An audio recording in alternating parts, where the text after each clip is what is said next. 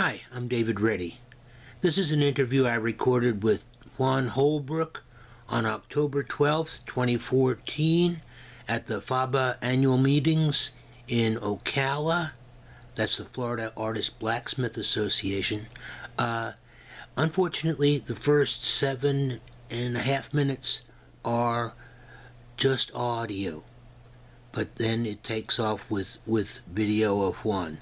That's because I did it. Sorry about that. Hope you enjoy it. This is October the 12th. And we are at the FABA conference in Ocala at the Hilton, which is, I think, is very good move, change of venue. That was. Okay, this is David Reddy, and I'm interviewing Juan Holbrook, and he's been very kind so far. We're doing good. Okay, so how did you get into blacksmithing? Okay, that is kind of a long story, interesting story, unusual story. I was born in Chile. My native language is Spanish, and you can tell by my accent, I'm sure. And so I came to the United States back in 1961 the first time, and then in 1968. But the story is this. I was a child, about 15 years old. I was in high school. I was doing very poorly. I wasn't motivated. I had physical and emotional problems, which luckily I don't have today. If I have any medical problems, they are different problems altogether. So, because I was doing so poorly in school, my father didn't know what to do with me. There was a friend of the family who happened to be part of the management of a so-called trade school, vocational school. Vocational school in Chile, and I guess in this country too, is where you learn a trade. You become maybe an electrician, you become a carpenter, or you become maybe a blacksmith. So, again, 15 years old, doing so poorly, unmotivated in high school.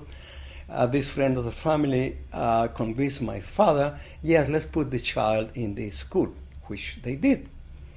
So in this school, you go in the classroom to study math, the language, Spanish in this case, a little bit of history and math and stuff. And then the next day you are in the shop, in the lab. Call it lab or shop, I don't know. And that was the first year. You go through 4 different labs, 4 different shops. One was electrical wiring, the other one was carpentry, the other one was sheet metal, the other one was blacksmithing. Okay? So the idea is that you go a trimester, for 3 months you go in one shop, alternating between classroom and shop, and then you go to the next shop, and then eventually you go to blacksmithing. So here it is, this boy, 15 years old, learning blacksmithing among, carpentry, this and that. And I wasn't very enthusiastic about blacksmithing at that time, but I learned a lot.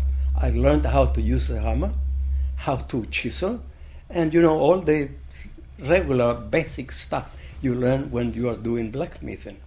And that was the end of it. The next year I chose electricity rather than blacksmithing. So blacksmithing was out. Probably very smart. Well, another thing that happens in Chile with these schools, I believe in this country, if you go to a trade school, that is a dead end. You become an electrician, you become a carpenter, that's it. You don't have access to higher education. That is not the case in Chile. In Chile, you can go all the way up. As a matter of fact, after I finished 4 years in this trade school, I went to the next level, which is another 3 years. Then another 3 years. By then I was in my early 20s, and I was graduating as an electrical engineer. Yes, electrical engineer. And I was in my early, I was in my probably early 20s. Oh, excellent. Yeah. By then I woke up to life, you know. Before I wasn't motivated. I didn't have a compass in life. But once I did this trade school, it changed my life. I was interested in using my hands for different things. So by the time I was finishing and becoming an electrical engineer, I was doing well in physics, and my physics teacher decided that he wanted to set up an institute of physics with the idea of going to a foreign country, maybe England, maybe United States, because at that time in Chile we didn't have access to higher education.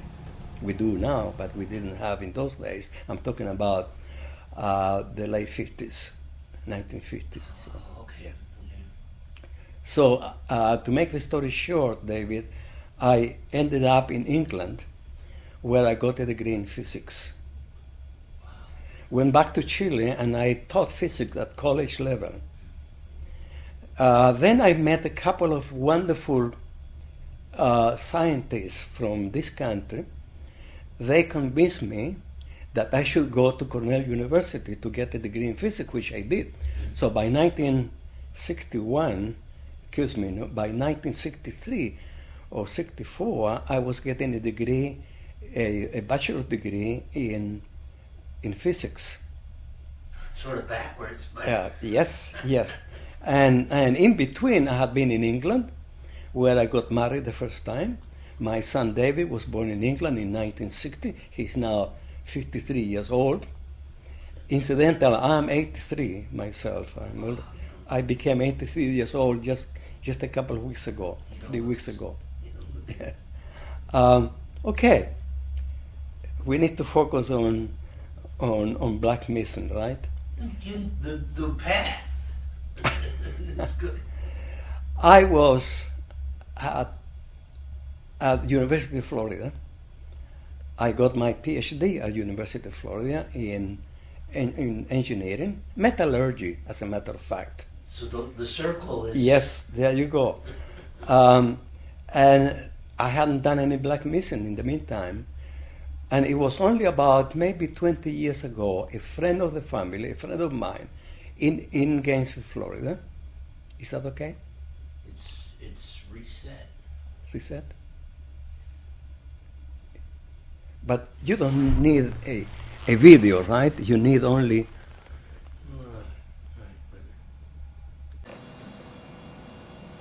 Okay, Is it gone? it's back. It's back? Okay. We've certainly got the audio, and that's the... So I'm back in Gainesville. This was probably in the 70s and 80s. I met somebody who is now deceased, an eye doctor, who did blacksmithing. Carl, what is his last name? I cannot think of his last name now. Carl Orangeburg. No, he was Van Arnhem. Carl Van Arnhem in Gainesville. He invited me one day to do some blacksmithing. He had invited a real blacksmith for a week to do, maybe 10 of us there.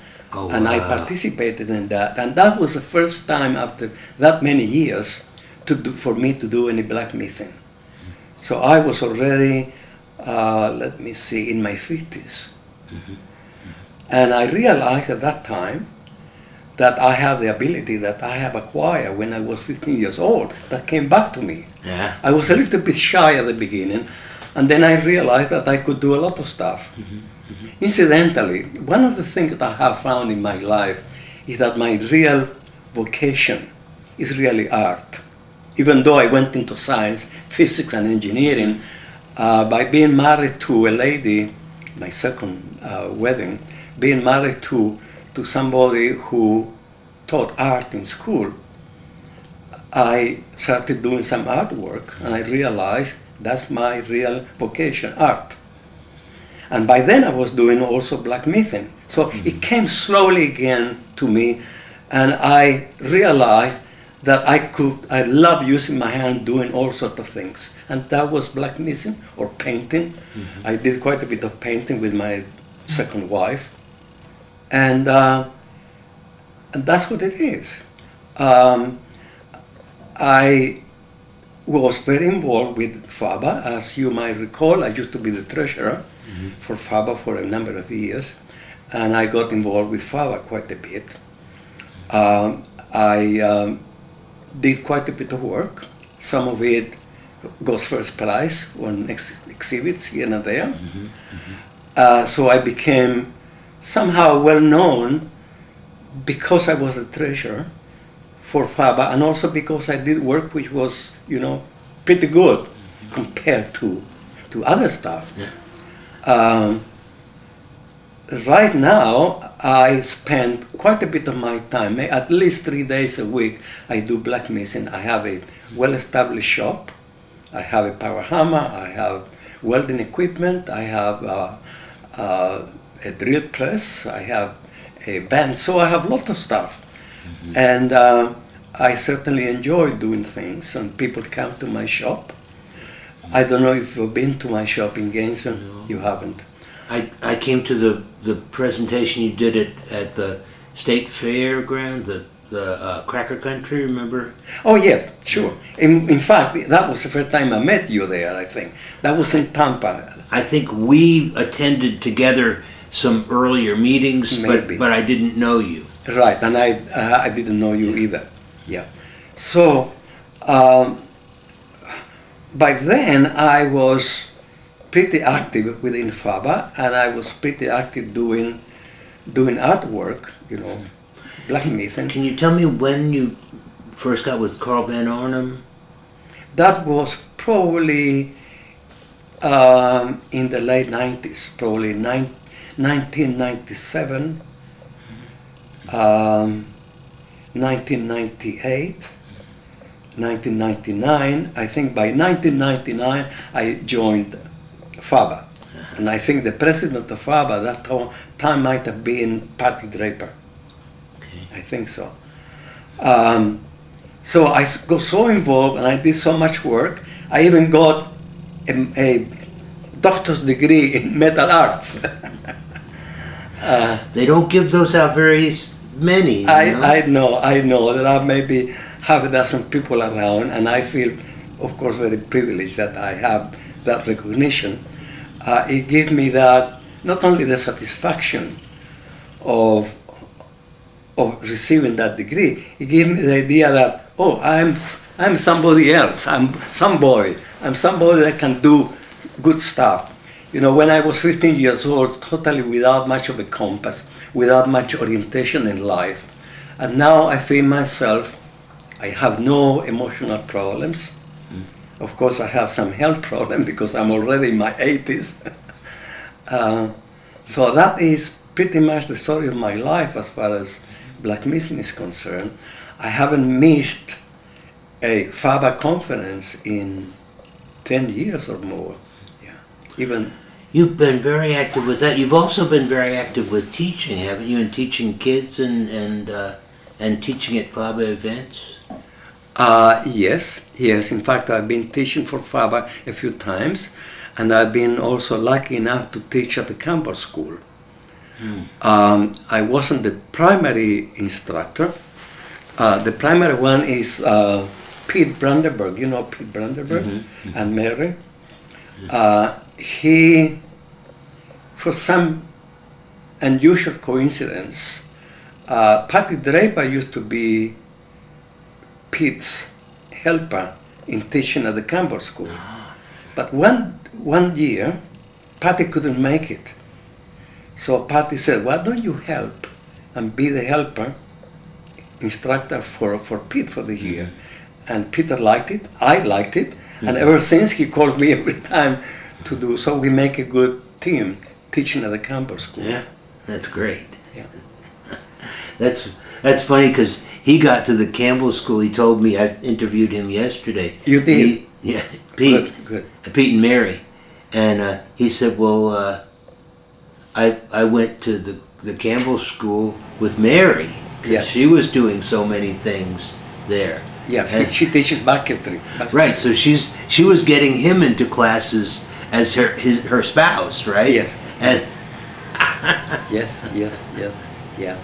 Yeah, unfortunately they left. They just came yesterday, Yeah. and they told me they left. well, they haven't been to a conference in a while, so this was Yes. a good thing. Pete is having some problem with his legs. He uses a stick to walk. Well, who you talked about Carl Van Arnhem. Have there been other blacksmiths that you worked with here who have been particularly? Well, when Carl invited me, that was probably maybe in the early 90s. And after that, I didn't do any blacksmithing really. But then there was a conference, and Carl said, "Why don't you come to the conference?" And I did. At that time, who was the president before? He's retired now. Clyde Payton. He was the president at that time. And as time went on, I became more and more interested in blacksmith. Before it was something like, oh, maybe I'll do something. And then I became more and more into it. And now it's a passion.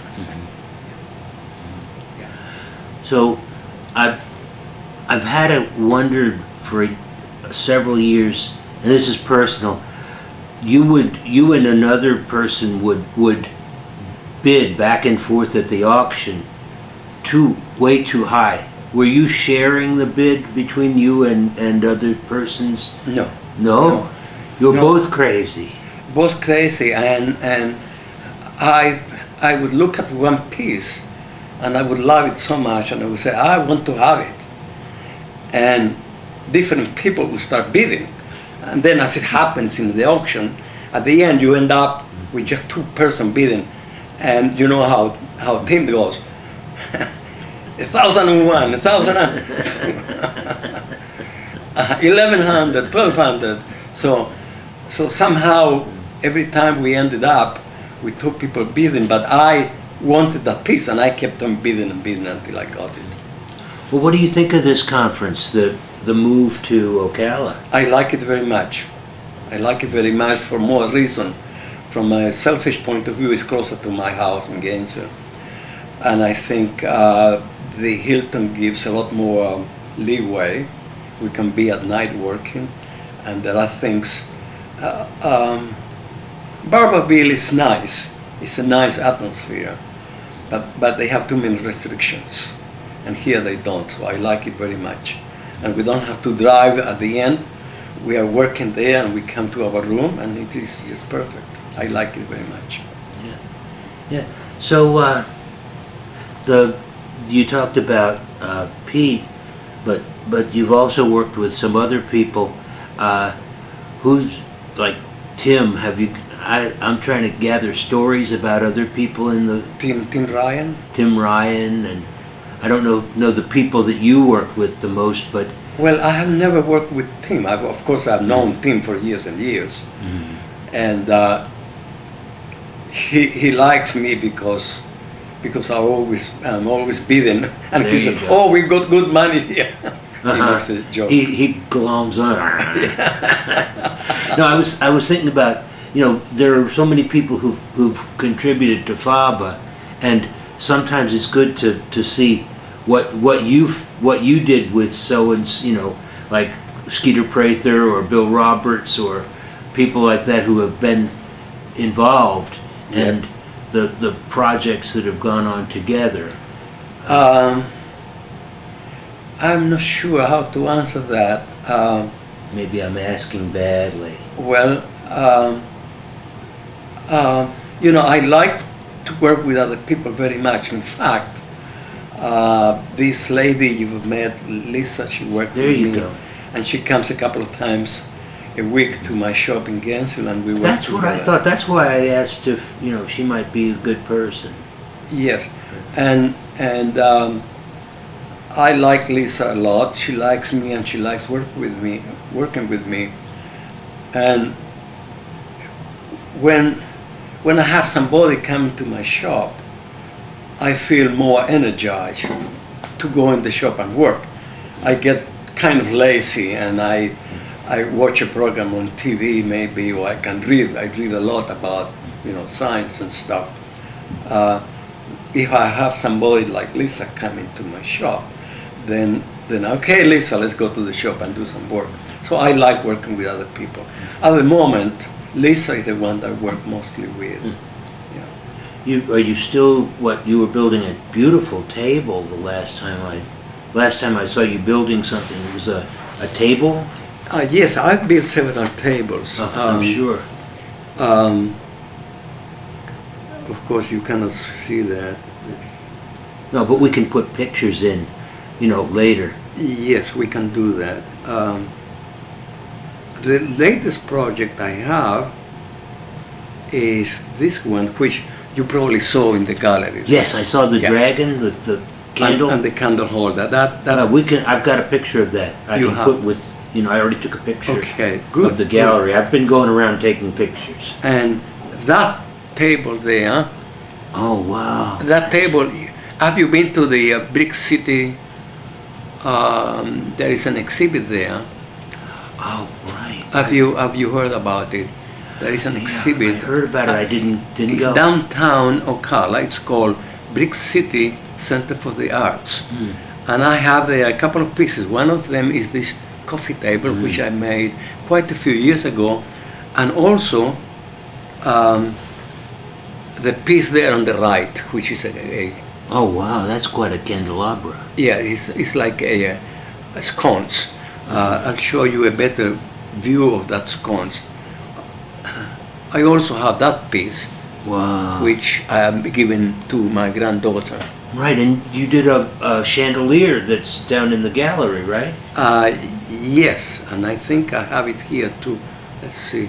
Yes, it is in the gallery at the moment. We can. Yeah, you mentioned about the table, and I have a table here somewhere I want to show you briefly. Yeah, that's a chandelier which is at the yes. gallery right here now. But we couldn't hang it because they wouldn't let us put something. Okay, that's a chandelier. Put a big hook into the... Yeah, that's right. That's a chandelier beautiful? Which is in my house in San Agustin. And then talking about tables, that's again the scones, which is on exhibit right now. And let's see if we have the table there, the one you said I was working on. It might be...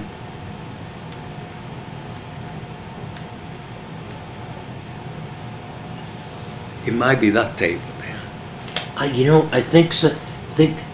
What I was particularly struck by was the joinery on it. Yes, Yes. Mortise and tenon instead of welding and drilling. It's all. I love that. Yeah. Yes. I greatly respect it because I don't know. I look at it, I think I could do that, but it might take me a couple of years. I just love traditional joinery. Rather than drilling, you punch a hole, and then you put a tenon through, and then hammer it on the other side. Yeah. Traditional joinery. It's all got to be right. This part has to be right for. Well, you know what? That helps me with my engineering background. I just love figuring out and calculating things, and that's part of doing a project. You need to know exactly what you are going to do, and you need to do a good drawing. You need to calculate how long is going to be the piece that you do, and so it's kind of fun. And my background in engineering helped me a lot on that. So engineering and art makes a good combination. But I love the physics in there too, because physics is so precise, but not. And it has parts that are art, and parts that are pure math, and parts that are other. In blacksmithing, you have much more tolerance. You can be plus or minus quarter inch. No, it doesn't matter. But sometimes you need to do exactly the length because you are going to join a piece that's part of another, so it has to be the precise length. But then again, if it is too long, you can make it shorter by upsetting it. If it is too short, you can lengthen it again. So there is always a solution. That's the beauty of blacksmithing. Or you can put it in the slack tub. Yes. So, where do you see FABA going? Where do you hope that FABA will go? Well, good question, David. We all know that blacksmithing used to be the village blacksmithing where the blacksmith did a lot of welding and repairs, and it was just a trade. Today, blacksmithing is becoming an art form. We all know that, and in that sense, I think blacksmithing and FABA, we have a good future, simply because people are interested. When people see, they call it wrought iron. We know that wrought iron is not the right word, but we call it, it should be called forged iron. Anyway, they call it wrought iron, and they like to have it in their house. So there is, from the population at large, there is a sympathy, an appreciation of art by a blacksmith. So in that sense, we are so lucky these days that there is a revival of blacksmithing, which is good. That people have the leisure.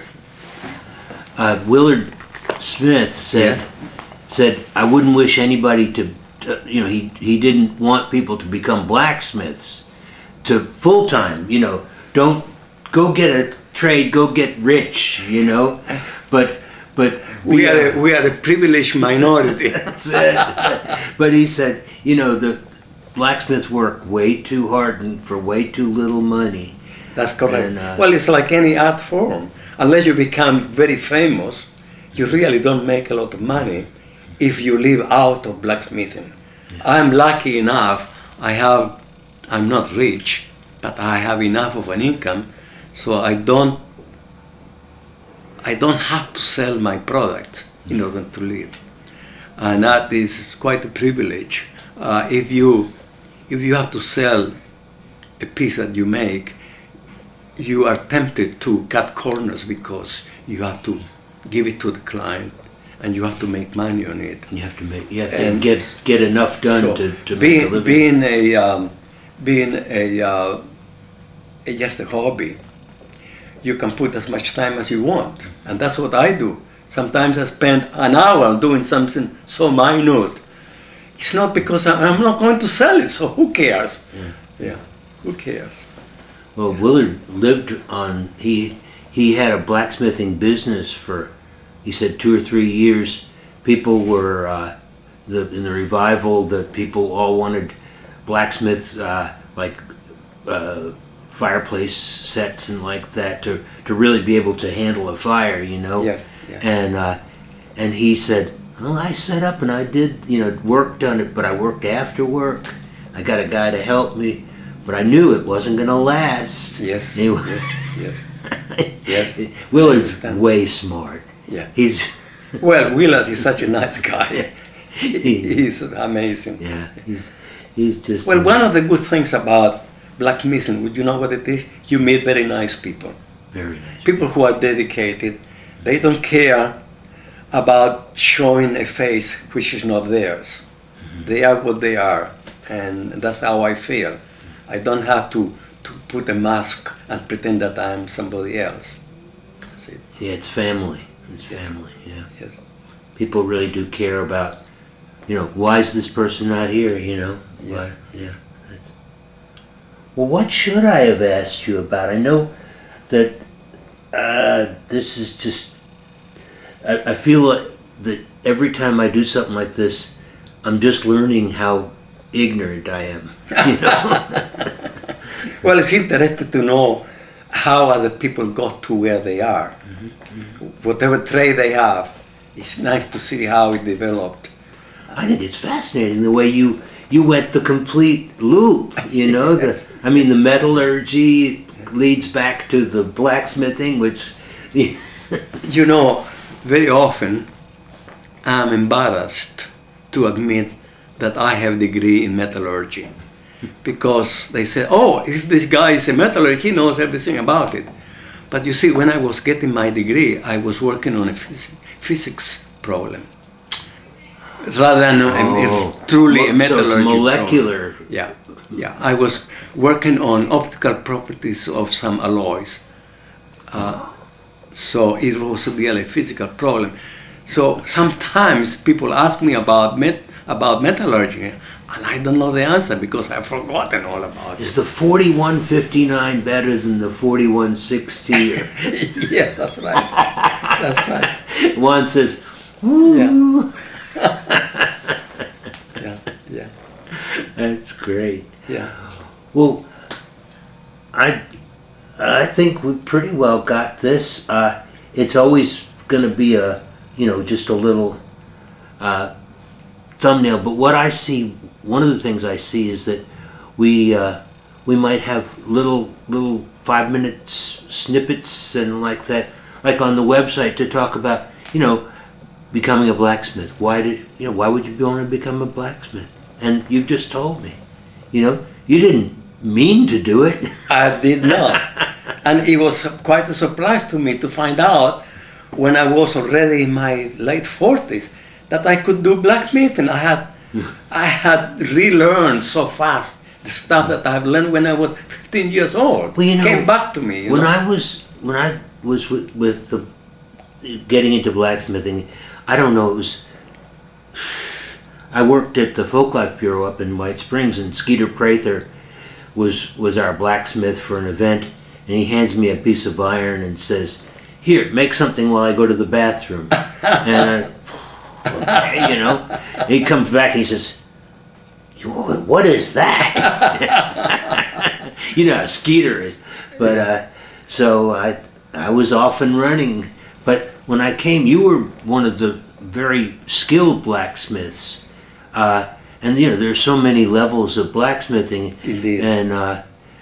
But you did things that actually, and wow. That's how I discovered that my vocation really is art.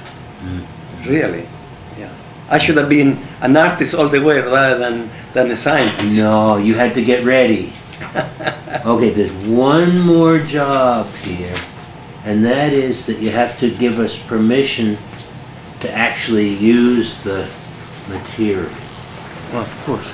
What is this going to be? Where do you put this? Well, mostly it'll be in the archive for people who come along. The members of the club and like that will have. It will limit the access to that. Yes. But also we'll put like snippets on, say, the website, but it should be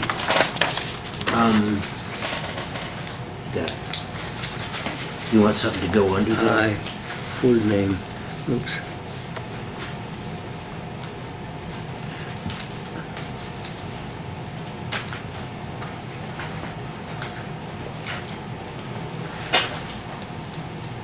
Okay, entirely.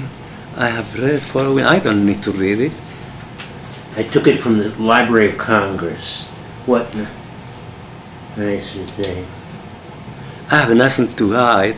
Today is October the 12th, 2013. And print name again.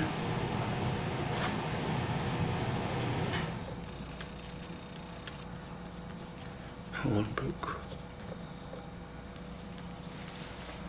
Address 6418 Northwest 1970.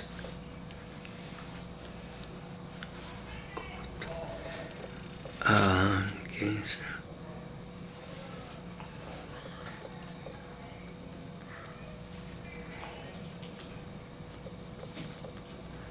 Florida 3260. 653 326 53. Phone 352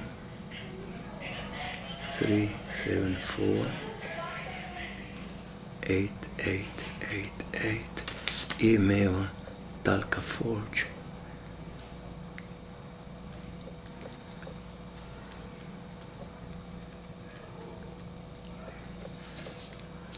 So how many interviews have you had? 3. I'm gonna get one more this afternoon and then maybe Who one else? more tomorrow. Who else? I'm trying to get Ray Nager. Okay, he's quite an artist. Yes. And he's another one who was all over the place. And then when I went to find him, he was not there. Hotmail.com, I'm sorry. I messed up. At hotmail.com. Oh, don't worry. Okay. Note. So you might say the part about where I gave out the secrets of life cannot be revealed until after my death. Or I don't care. I have no secrets. well, the important thing is that people. My wife did the census up in North Florida. Yeah. And people who didn't send back their forms, and she had one guy who said, "Oh, I'm not gonna. No, the government can't take that stuff." And she says, "Well, why don't you just, I'll go through it with you, and anything you don't want to answer, we just won't. We won't, leave that blank." And he answered every question, signed it at the end. It's like, it just, the idea, the government's going to get me. I don't care. Okay, this is all signed. Okay. And I'll just put it give, all this will go to Patty. Yes. And then between us, we'll do some edits to get down. Oh, sure.